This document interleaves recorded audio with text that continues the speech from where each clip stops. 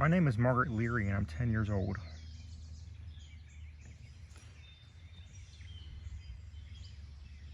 I haven't any brothers or sisters, but I've got a nice father and mother, but they don't pay much attention to me. But anyway, we never thought we would have anything to do with a murdered woman. Or almost anyway.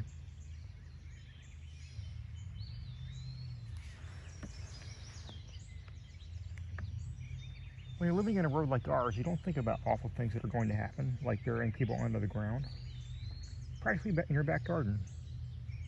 And when it does happen, you don't believe it.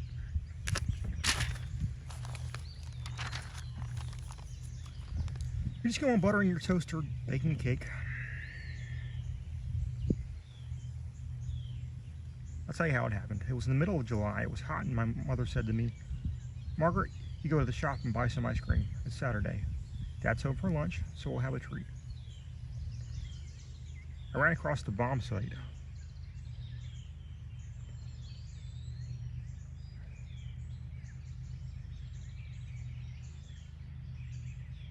Behind our house.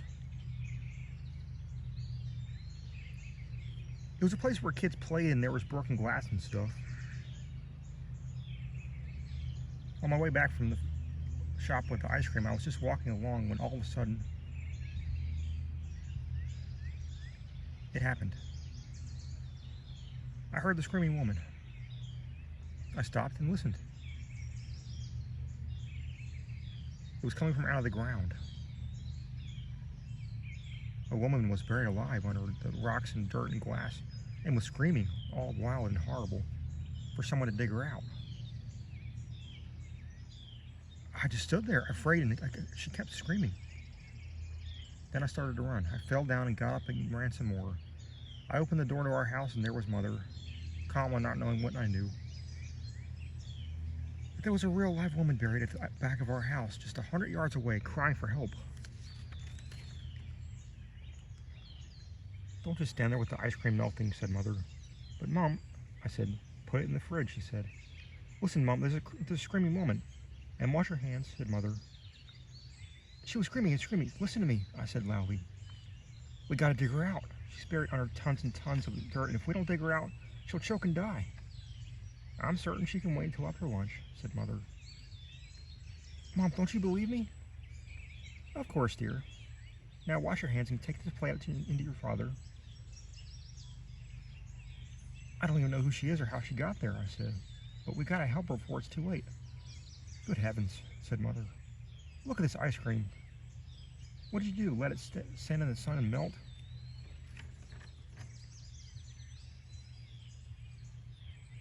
I went to the dining room. "Dad, there's a screaming woman in the bomb site." "You look very unhappy," said Father. "We've got to get spades and shovels and excavate," I said. "Oh, I don't feel like an archaeologist," Margaret said Father. "It's too hot now. Some nice cool October day, we'll do it. I promise." "But we can't wait that long," I almost screamed. I was excited and scared to hear his dad putting meat on his plate and paying me no attention. "Dad," I said. "Dad, you just got to come out after lunch and help me," I said. Dad, I'll give you all the money in my piggy bank." "Well," said Dad. "So it's a business, is it?" "It must be important for you to give me your money. How much will you pay me by the hour?" "I've got 10 shillings. It took me a year to save, and it's all yours." Dad touched my arm. "Oh, well, you want me to play with you and pay for my time?" "Margaret, your old dad feels like a middle meanie." "I don't pay much attention to you, I think. Tell you what, after lunch I'll come out and listen to your screaming woman free of charge." "Will you? Will you really?" "Yes," said Dad. "But you must promise me one thing." "What?" "If I come out, you must eat all of your lunch first." "I promise," I said. Mother came in and sat down and we started to eat. "Not so fast," she said. I slowed down. Then I started to eat fast again. "You heard your mother," said Dad. "The screaming woman," I said. "We must hurry." I, said Father, will sit here quietly, give my attention first to my steak, and then to my ice cream, and then to my beer. And then another thing, young lady, if you say her name, this screaming woman, once more at this table during lunch, I won't go out with you to hear her. Yes, sir. Is that understood? Yes, sir. Lunch was a million years long. Everyone moved very slowly, like in those films we see sometimes. Mother got up slowly and sat down slowly, and forks and knives and spoons moved slowly. Even the flies in the room were slow. It was all so slow I wanted to scream. Hurry! Oh, please, get up, run around, come on, run! But no, I had to sit and wait until Father and Mother were eating their lunch. And the screaming woman was all alone. The lunch was very good, said Dad when he finished at last. Now we come out to see the screaming woman? I said. First, a little more ice beer, said Dad. Speaking of screaming women, said Mother, Charlie Nesbitt and his wife, Helen, were fighting again last night. That's nothing new, said Father. They're always fighting. If you ask me, I don't like Charlie, said Mother, and her either. Oh, I don't know, said Dad. I think she's quite nice. Oh, I see. After all, you nearly married her. Oh, that's all in the past, he said. I feel sorry for Helen. She was sweet. Sweet and kind, but now she's very unhappy. Her husband is a terrible brute. Dad, I said. Yes, Charlie gets often very angry, said Dad. Remember when Helen had the lead in our school play? Pretty as a picture. She wrote some songs for herself. There was a time she wrote that song for me. Ha, said Mother. Don't laugh, it was a good song. You never told me about that song. It was between Helen and me. Let me sing it for you. Dad, I said. You promised your daughter to go with her to the bomb site, said Mother. You can sing me that wonderful song later. Okay, come on, said Dad, and I ran him out of the house. The bomb site was empty, still, empty and hot. Now, where's this screaming woman? Laughed Dad. We forgot the spades, I cried. We'll get them later after we hear her, said Dad. Listen, I said. We listened. No, I don't hear anything, said Dad at last. Shh, I said. Wait. We listened some more. Hello there, screaming woman, I cried. We sat. We heard the sun in the sky.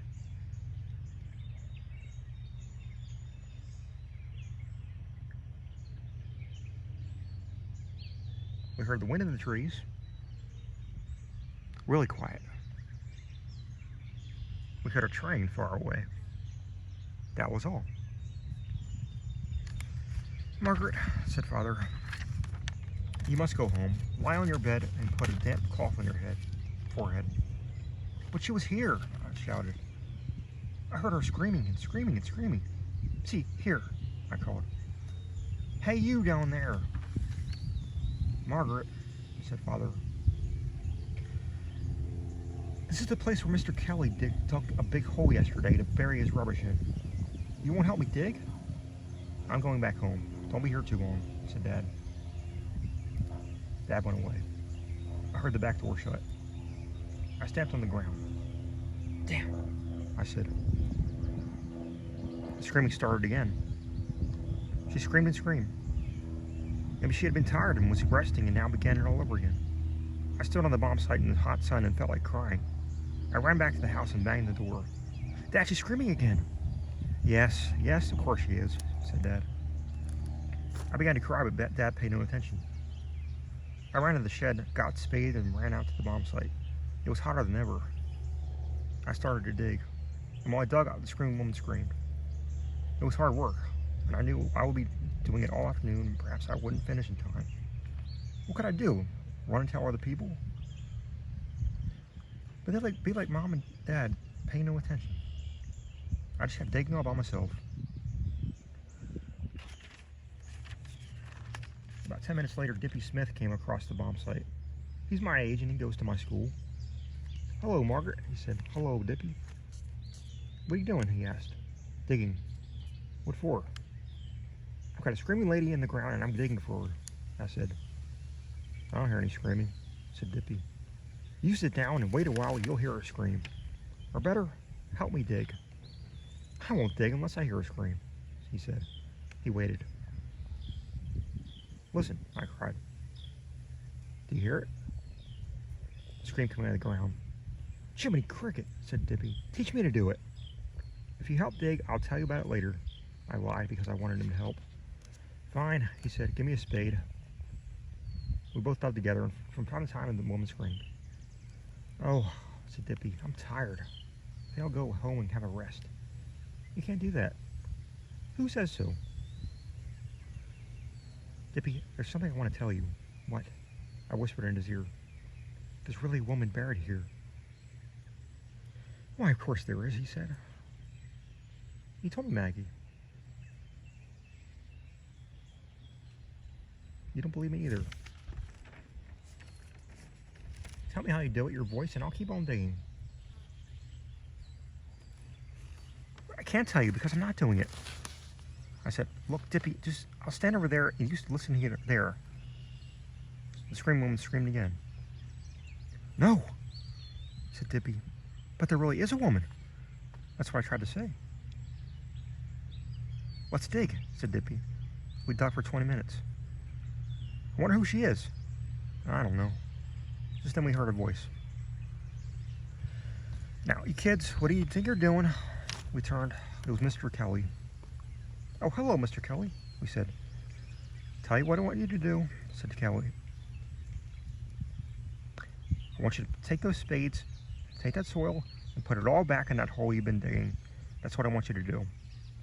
My heart started beating fast again. I wanted to scream myself. But Mr. Kelly, there's a screaming woman, and I'm not interested. I can't hear a thing. Listen, I cried. The scream. Mr. Kelly listened and shook his head. Nah, can't hear anything. Go on now, fill it up. We filled the hole back up in again. All the time we filled it in, Mr. Kelly stood there, arms folded, and the woman screamed, but Mr. Kelly pretended not to hear it. When we were finished, Mr. Kelly said, going home now. If I catch you here again. I turned to Dippy. He's the one, I whispered. What? Said Dippy. He murdered Mrs. Kelly. He buried her here in a box. Why, he stood right here and screamed and he wouldn't pay attention. Yes, said Dippy. That's right. He stood right here and lied to us. There's only one thing to do, I said. Call the police and they'll have come and arrest Mr. Kelly. We ran for the corner telephone box. The police knocked on Mr. Kelly's door 5 minutes later. Dippy and I were hiding in the bushes listening. Mr. Kelly, said the police officer. Yes, sir, what can I do for you? Is Mrs. Kelly at home? Yes, sir. May we see her, sir? Of course. Hey, Anna. Mrs. Kelly came to the door and looked out. Yes, sir? I beg your pardon, said the officer. We had a report that you were buried out on the bomb site, Mrs. Kelly. Sorry to have troubled you. It's those blasted kids, Mr. Kelly said angrily. We both ran. What shall we do now? I said. I've got to go home, said Dippy. Gosh, we're really in trouble. What about the screaming woman? Said Dippy. We can't go there again. Old man Kelly will be waiting around for us with a strap. And I just remembered Maggie. Old man Kelly is sort of deaf. Oh my, I said. No wonder he didn't hear the screams. So long, said Dippy. I'll be seeing you. I was left out alone in the world. No one to help me. No one to believe me at all. There was only one last thing to do. I did it. I went from house to house and all down the road, and I rang every bell, and when the door opened, I said, Excuse me, Mrs. Griswold, is anyone missing from your home? It was getting late, and I kept thinking, well, there's only so little air in that box with that woman under the earth. If I don't hurry, she'll suffocate. So I rang bells and knocked on doors, and it got late, and I was just about to give up when I knocked on the last door, which was the door of Mr. Charlie Nesbitt. who lives next to us. I kept knocking and knocking. Mr. Nesbit opened the door. "Oh," he said, "it's you, Margaret." "Yes," I said. "Good afternoon. What can I do for you?" he said. "Well, I thought I would like to see your wife, Mrs. Nesbit," I said. "Oh," he said, "may I?" "Well, she's going out to the shops," he said. "I'll wait," I said. I came in. I sat down in a chair. "It's a hot day," I said, trying to be calm. Thinking about the bomb sight and air going out of the box and screams getting weaker and weaker. "Listen," said Charlie, coming to me. "My wife won't be back," he said. "Mr. Nesbit," I said. "Why not?" "Not today. She's going to the shops," as I said, "but then she's going to visit her mother. She'll be back in 2 or 3 days, perhaps a week. I wanted to tell her something." "What?" "I just want to tell her there's a woman screaming in the bomb site." Mr. Nesbit dropped his cigarette.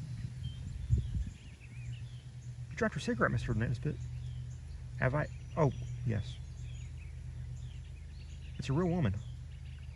"How do you know it is?" "I heard her." Margaret, did you say anything about this to anyone?" he said, lighting another cigarette. He tried to be casual. "Yes, I told lots of people." Mr. Nesbit burned his hand on the match. "Anybody doing anything about it?" he asked. "No," I said, "they won't believe me." He smiled. "Of course not. You're only a kid. Why should they listen to you?" "I must go now," he said.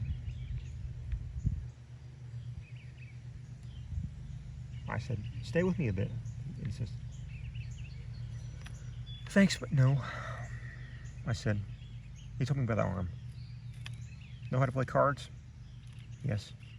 He took a pack out of cards from a desk. "We'll have a game." "I've got to go and dig." "A lot of time for that," he said quietly. "Anyway, perhaps my wife will come home. You wait for her. Wait for a while." "You think she will?" "Of course." About that voice. Is it very strong?" "It gets weaker all the time." Mr. Nesbit smiled. "You and your childish games. Here now, let's play cards. It's more fun than screaming women."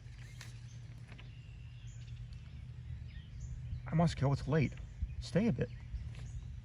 I knew what he was trying to do. He was trying to keep me in this house until the screaming had stopped. He was trying to keep me from helping her. "My wife will be home in 10 minutes, he said. "You wait. You sit where you are." We played cards. The clock ticked. Sun went down in the sky. It was getting late. The scream got weaker and weaker in my mind. "I've got to go," I said. "Another game," said Mr. Nesbit. "Wait another hour. My wife won't be long. Just wait." Another hour. He looked at his watch. "Well, I think you can go now. Goodbye, Margaret." He let me go because he thought by now the air must all be gone from the box. The door shut in my face.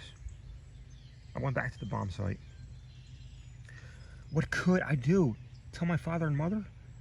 But they didn't believe me. Nobody would believe me. I ran over to this place where the screaming had been and just stood there. The screaming had stopped. It was so quiet.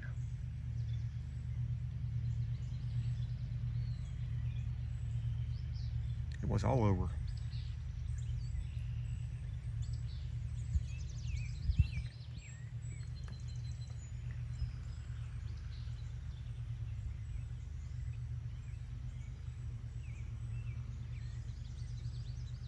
It was too late, I thought. I put my ear against the ground. Then I heard it. Way down. Deep. And weak. I could hardly hear it.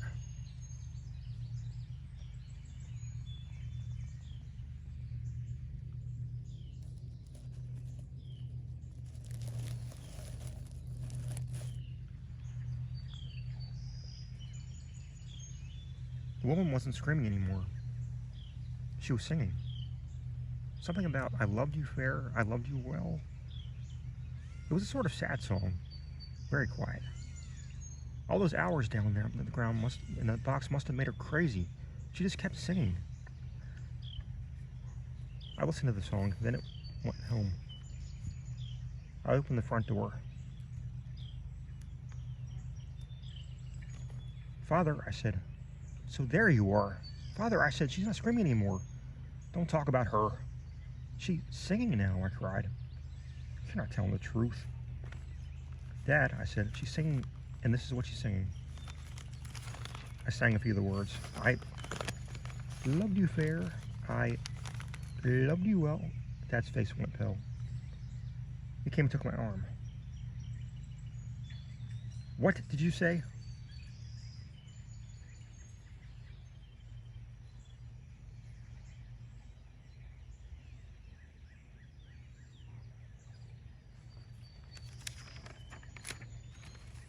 I sang it again. I loved you fair, I loved you well. Where did you hear this song? He shouted. Out on the bomb site just now. But that's Helen's song. The song she wrote years ago for me, cried Father. You can't know it. Nobody knew it. Only Helen and me. I never sang it to anyone. Oh my God, cried Father and ran out of the door to get his spade. The last I saw of him, he was on the bomb site digging. Lots of other people with him, digging. I felt so happy I wanted to cry. I dialed a number and on the phone was Dippy answered. I said, hello Dippy, everything's fine, everything's alright. Screaming woman isn't screaming anymore. Great, said Dippy. I'll meet you on the bomb site with a spade in 2 minutes, I said. Last one, there's a monkey. So long, said Dippy. Cried Dippy. So long, Dippy, I said and ran.